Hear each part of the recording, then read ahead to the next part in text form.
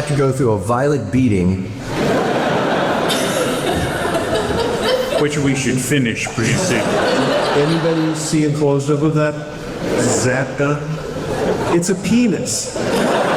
Did you enjoy filming that scene? No. Yeah. He hated kissing that beautiful blonde. It was like a dream for me to come true. It's as free as your hamburger. We became close friends and met 2 children. You're a therapist on top of everything else.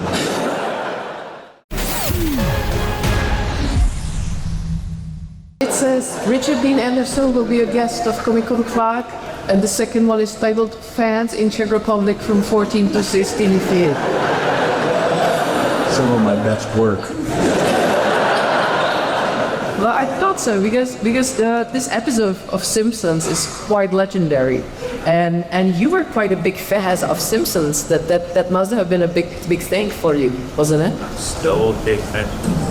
I'm still a big fan. Yeah, no, it was a great experience. We had Dan Castellaneta, Homer, and many others do an episode of Stargate, and he had lunch with him one day. He just out of the blue asked if I would ever be interested in doing an episode of The Simpsons. And, I pulled my jaw off the ground and got up to be located. But, yeah, and that's as simple as that. It's how it came to pass. It was like a dream for me to come true, to be involved with Simpsons in any way. Oh, I thought there was some kind of a barter deal, like you had to get the Harry's role on Stargate, and then he would get you your episode of Simpsons. Nothing so lascivious. It's not the right word. No, it was just sitting around at lunch. He and his wife had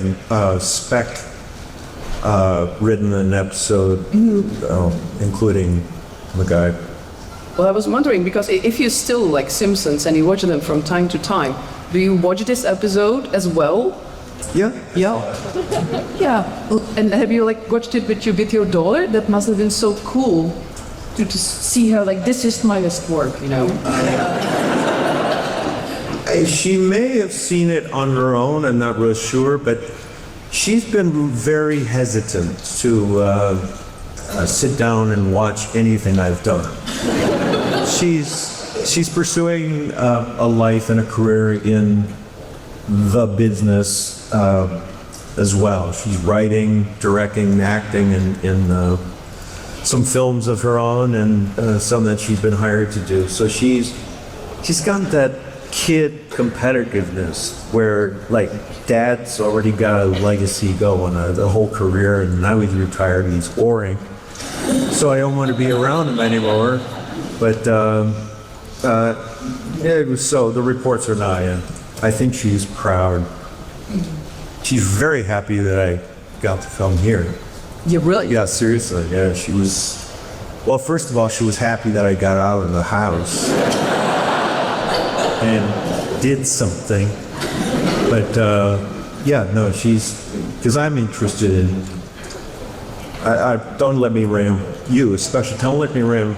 But I'm interested in politics and culture and all, and there's a lot of both right in this general vicinity of Europe.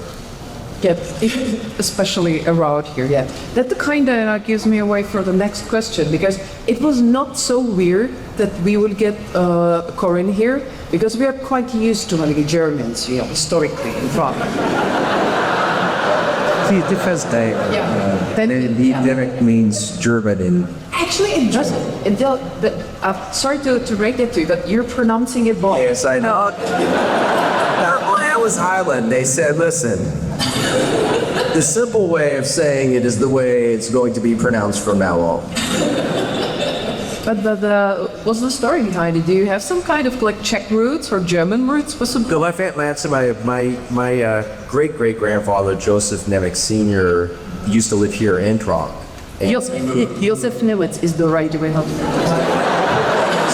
He was Joseph Charles Nemec IV. Is that correct? Yeah. Oh, Dennis. it would possibly be the Josef Jiří Němec. That's a busy easy. Josef Jiří Němec. I think maybe we should get to Stargate actually, because I guess there are some Stargate fans here.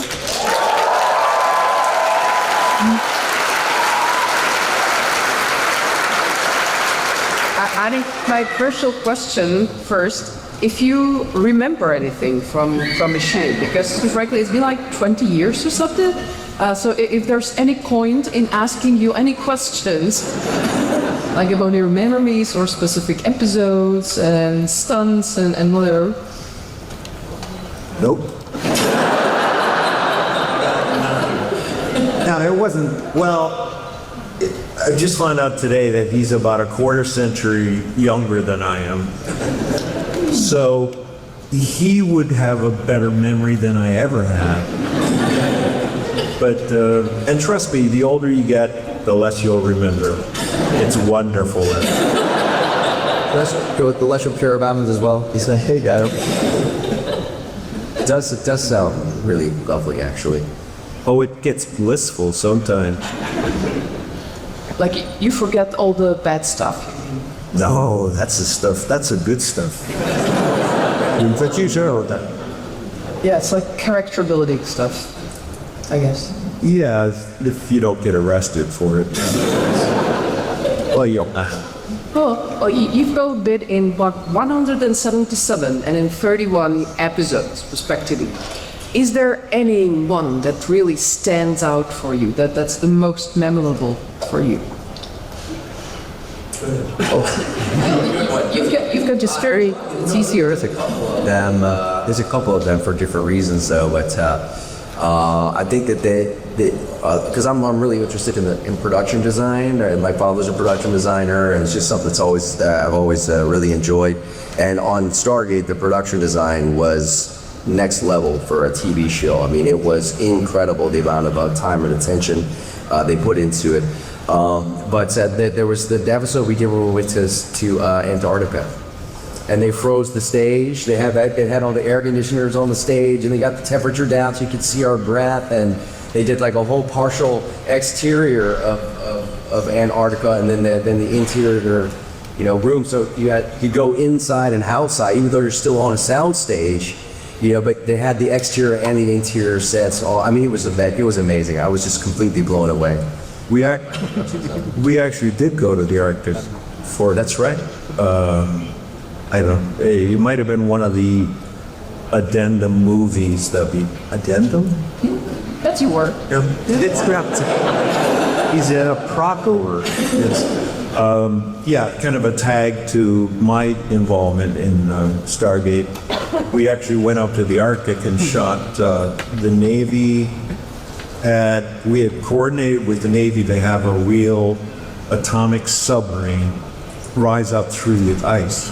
I mean, it had been under the ice cap for like 9 months or something. None of them had seen daylight in that amount of time. It was all out there, spying on people. But it did it all through, obviously, radio configurations, and this submarine came up through the ice 3 feet from its actual mark. So we have this beautiful footage of it coming up, huge glaciers breaking off, and but that was a memory. See? It sounds quite scary, actually. Now what repeats? Actually, I thought that was just... Yeah, and I can't remember how long we were there, but if you get a chance to go, avoid it it's really an interesting part of the world, the North Pole-ish,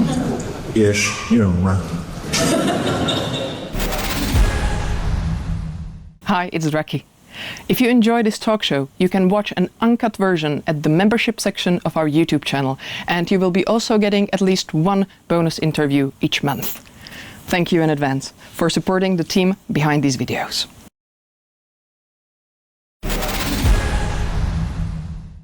how smooth was the transition on set? Like the real transition, like when you had to, replace Michael with Corin. Were they nice to you the same way like they were on screen, or was that a different story? Well, I had to go through a violent beating. Which we should finish pretty soon. Because I escaped. No, it was great. Everybody was really, really welcoming, and I think that the writers did a really more really average job introducing Garrett. I think they did a really good job slowly letting the character join the team versus just kind of shoving the character down the throat of the fans and forcing them to like the character, because they know that there was quite the backlash, of course, when Mike Chance left the show and I came on. For me, it was really great. Working with Richard is awesome. You can tell that he's got quite the sense of humor. Sometimes you're like, I'm not sure if he's serious or is he joking right now. Should I laugh or what should I do here? So he's very much like the character, actually, both he and the character. Didn't you make up half the dialogue that you said? Yeah, it was a problem. There is a story behind the problems that I have in life, which is that I like to improvise. Well, I grew up in improv theater, so when we first started the show, I would, during table reads, which don't exist anymore, I would just ad-lib, I get the idea of a scene and ad-lib responses, and if you all noticed, Amanda had all the technical dialogue, in great part because I couldn't have learned that stuff. No idea. No, Grant Wright, our head writer and executive producer, finally took me aside because it was disruptive, and in retrospect I realized that, and he didn't so much read me a riot act, he kind of just alerted me to how disrespectful he felt I was being toward the writers. And it was at that moment that I really did a little light bulb, after being dormant for so many decades, that show respect for your other artists or your work partners. And so I started reading their, dull, boring dialogue. I knew that. It just became more of a collaborative effort than a selfish indulgence on my part. So. Oh, I do recall being on set a lot of the time, and then we'd be doing the rehearsal and everything, and he'd be over there with the script, and he'd just be going, "No, I'm not going to say that. No, I'm not going to say that. No, I'm not going to script it." And I guarantee you, it made the scene better. It made it flow faster and brought more comedy to it. Inherited the role after Kurt Russell, who played it in the movie, but I heard that he requested a few changes to be made. Of necessity, there's no way I could make my hair do what Kurt Russell's did. Remember that? That white flat top that's going on. It's not a flat top.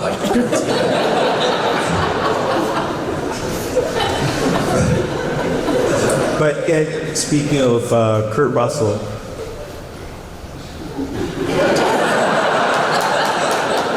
no, he was shooting something having to do with Elvis Presley, some movie he was doing on set up in Vancouver, and he came over to our set and say hi, and took me aside and just, he thanked me. And he was very complimentary to what we had done with the franchise, kind of created this whole thing. And he said, "I really wish I had the freedom you have with the character, because it was pretty rigidly drawn as it was in the movie. And I just can't behave that way." But anyway, we became close friends and met 2 children together. You know that Zat gun? That thing? it's an obvious, I mean, it always embarrassed me. I don't think I was ever seen shooting that thing, in a great part because I objected to what it looked like. Anybody see a close-up of that Zat gun? It's a penis. And it shuts like that. It's a total alien penis gun. So that was your Google talk.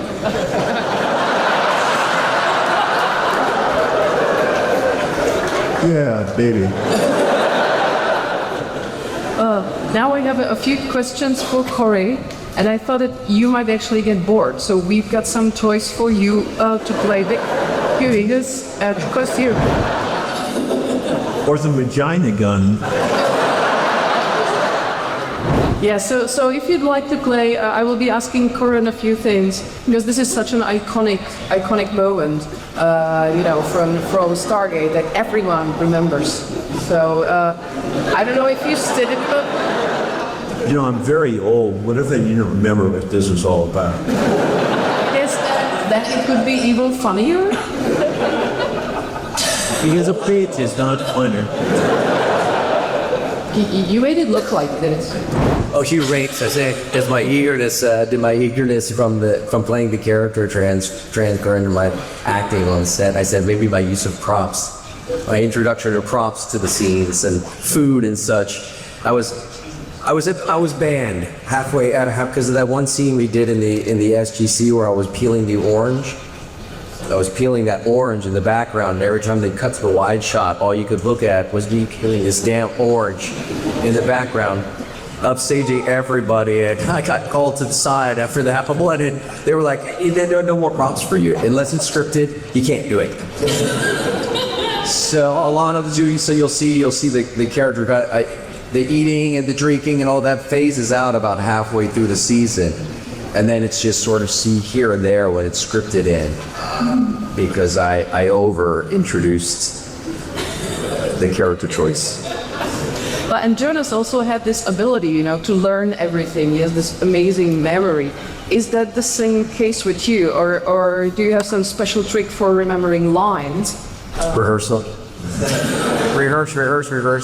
So obviously, still Amanda Tapping had the majority of the techno-babble, thank goodness. Because I myself also don't really like that. But I actually asked her one time, I said, how do you, because for me sometimes I got, you really have to understand what you're talking about, but I had asked her how she goes about memorizing it so easily and fluidly, and she said, well, she actually looks it all up, and she she researches everything that she's talking about to make sure she understands what it is that she's saying, instead of just memorizing the dialogue. And everything, I was like, oh, well, that is dedication. I do a similar thing myself as well, but I was very impressed by that. And then obviously Chris Judge had like zero dialogue.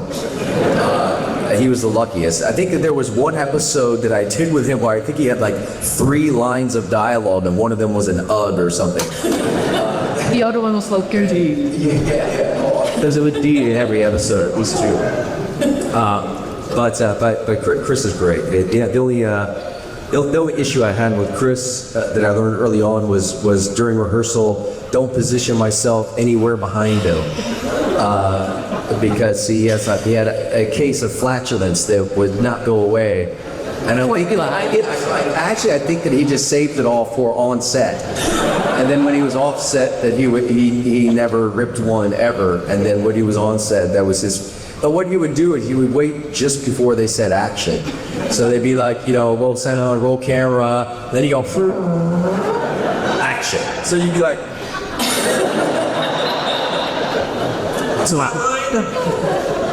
I think that's like classical Jaffa humor, I guess. I had a symbiote in me. I'd probably be a little upset too. Well, thank you so much. I think I need to show this wonderful art.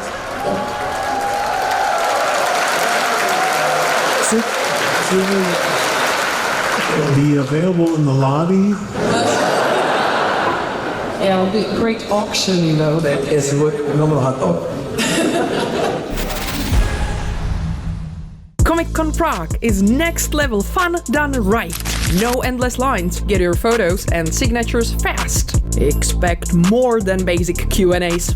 Our talk shows dive deep into the fandoms you love. And the city? Basically a real-life fantasy kingdom. Comic-Con Prague, a fantastic experience made for fans like you. Before I ask my question, I never ever thought this useful as here. Weird, you're an A or you? Every gun is something to fire. But they're not shaped like that. Zat stands for their alien testicle. ZAT. You just ruined Stargate for me. What is the best thing you got from Stargate? He gave me the most perfect daughter I've ever, well, the only daughter ever. Yeah, my daughter Wylie is born, I'm in the second year of production is there. So that's all I can really say that I took away from what that really meant something. That's with this. I know you had a daughter through the filming, but It wasn't through the filming that I don't know, you know, because it counts so much. It was a shotgun.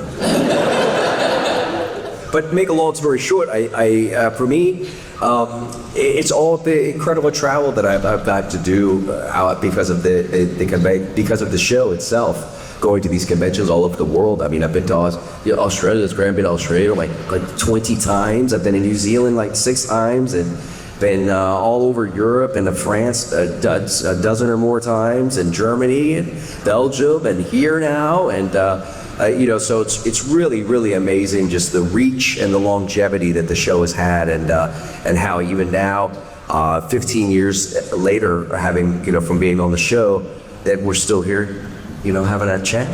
15 years for me, yeah. Has been. They kept adding seasons. What's hardest binds? What? I wasn't listening. Can you tell us some funny story from shooting?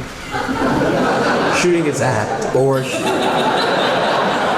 Shooting any day. Well, my story goes back to where Mr. Nemec, is that how you pronounce it? Nemec said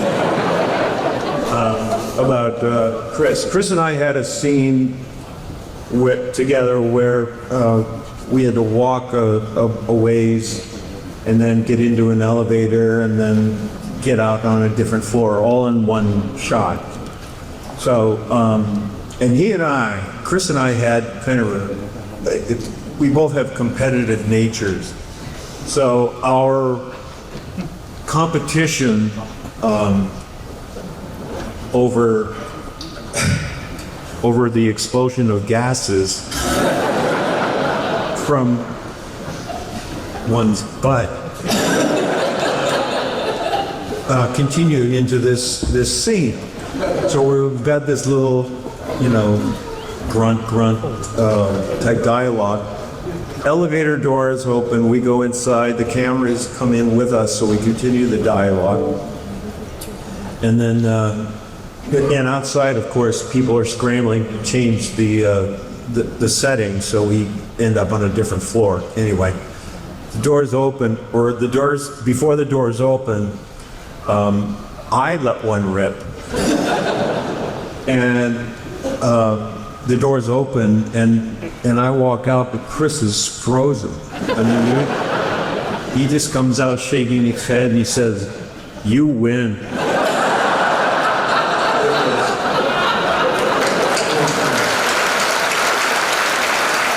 Tycker Neil didn't much for coordinated super.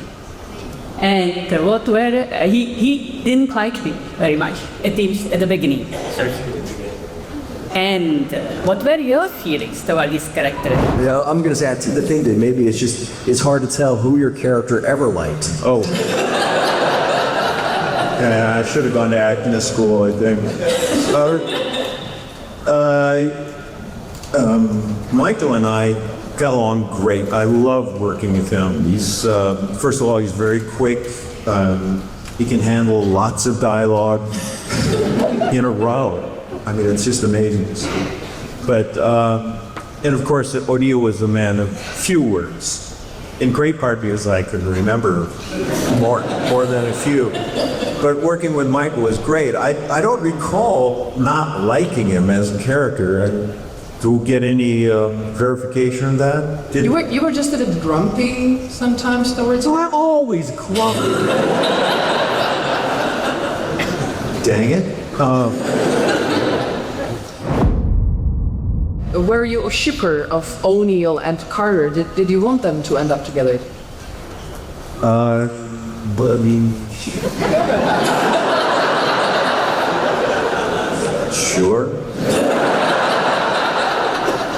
I don't know where that would have gone. I think eventually, because there was an episode where we did kind of smooch and fool around a little bit, but that was like a different universe or something. It was like a loop of time that got erased, yeah. Right. Which watch the show. But as far as the two characters getting together, I'm sure if the show had gone on for another couple of decades, we would have teased the audience. Oh yeah, tease the audience with that relationship, because without fail, the audience always wanted us to be, fooling around. And did you enjoy filming that scene? No. Yeah. I hated kissing that beautiful blonde. Was Amanda happy with the scene? Did you get any feedback after that? A little too much. Yeah, I mean, to this day, we're very good friends, very good comrades, camaraderie, and all that. The root word there is comrade, I guess. Friends. You ready to believe it? Comrade has a different meaning. The minute I said it, and I knew I might be in trouble. But no, we're very close friends, and when we met, she was married, she got a kid. Now she's got a kid, and not married. So maybe there's a window of opportunity. oh gosh, you think?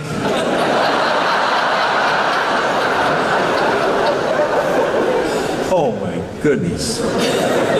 You're a therapist on top of everything else. For both, after shooting is done, the actors are often taking some props as memorabilia.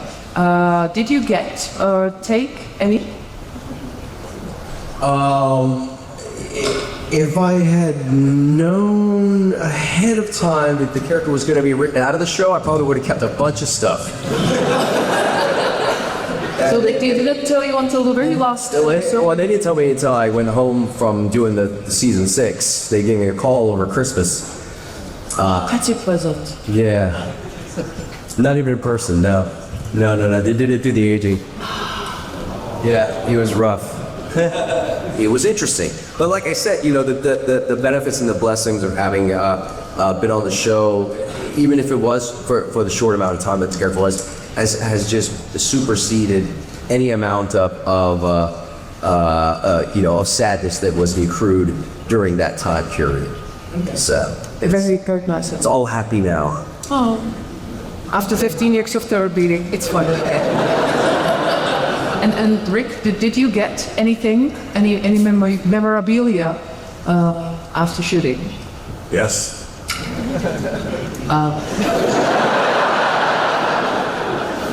Would you care to give us an example? My dignity. So that's just...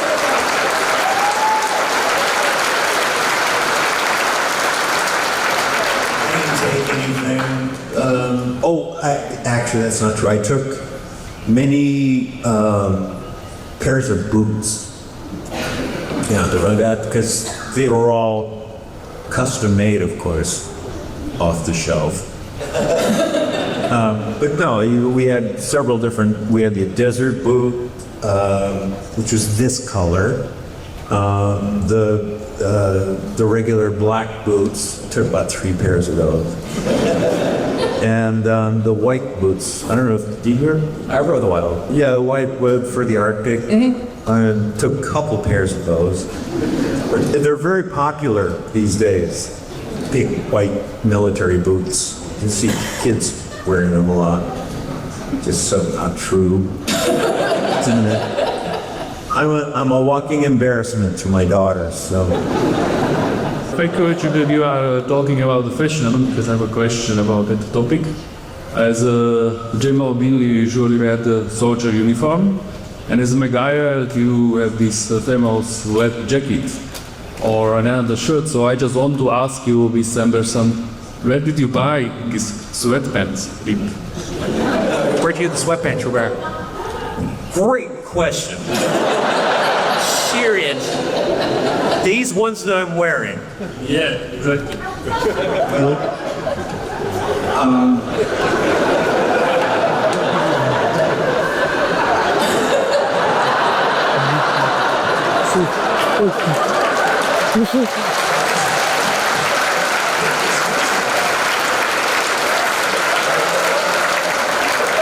It's as free. That's your Unforgettable. I think you're showing me your underwear. No. And how daring underwear.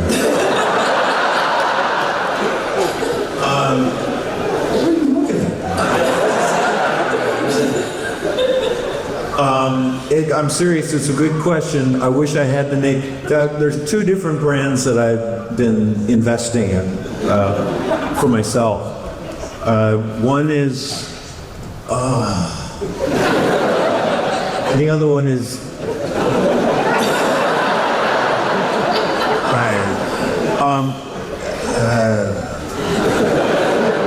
like the numbers 50 and 50 are in it, so it's like for warm wear. They're basically base layers. That's what they're being for. I'll look it up and get back to you, but They're comfortable, though.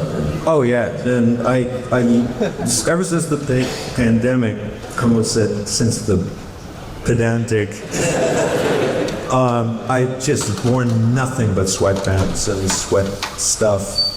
I don't sweat that much, but that's what the pants are Right for, just in case.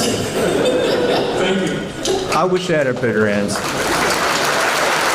I'd like to ask you, who was your favorite Goa'uld?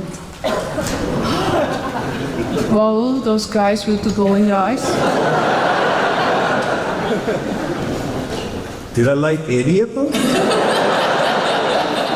I thought I had a really an aversion to any social interaction with the Goblin and the wolves. I couldn't even name one. Oh, yes I did. Apophis?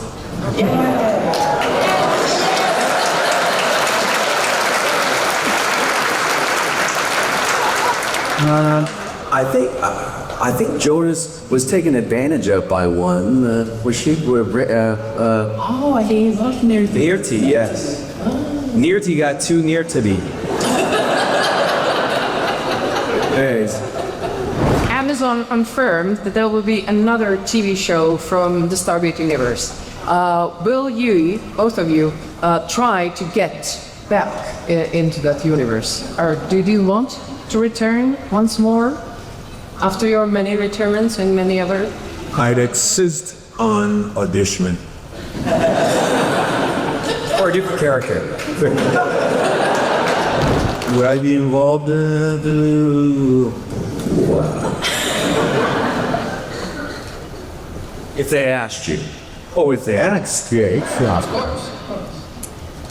No, I'd rather do it not be asked. I'm gonna discord just show up one day. Do a solo act.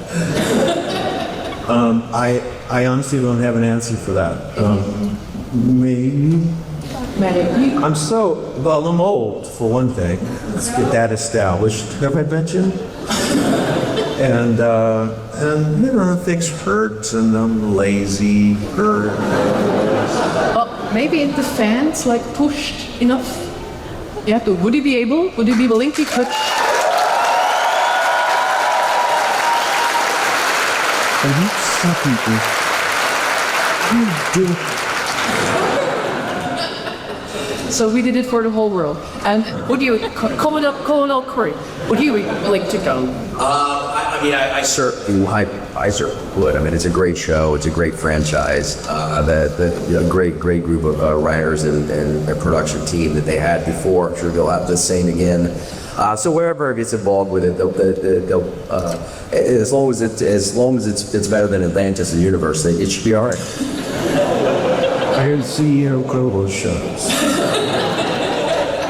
Well, I'm afraid this is the very end of today's talk. Thank you so much for coming to Prague, making your dreams come true, and well, for being universally awesome. Thank you, Russell.